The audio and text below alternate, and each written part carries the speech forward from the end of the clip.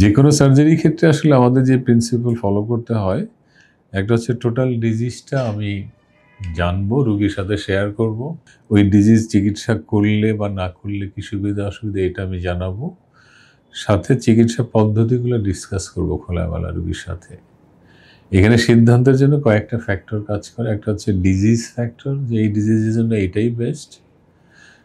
আর একটা হচ্ছে আরও কিছু অ্যাডিশনাল ফ্যাক্টর কাজ করে, পেশেন্ট প্রেফারেন্স এবং আমাদের দেশের জন্য কস্ট একটা বিষয় থাকে আর কি। যদি ডিজিজ ফ্যাক্টর হয় যে এটা আসলে এই পদ্ধতিতেই করা শ্রেয়, অন্য পদ্ধতিতে একটু ঝুঁকি বেশি থাকে, সেখানে তার কোনো কথা নেই। আর যদি একটা ডিজিজ এমন হয় যে সব পদ্ধতিতেই করার সুযোগ আছে, সেই ক্ষেত্রে পেশেন্ট ফ্যাক্টরটা কামস ফার্স্ট। রুগী কোনটা চায়?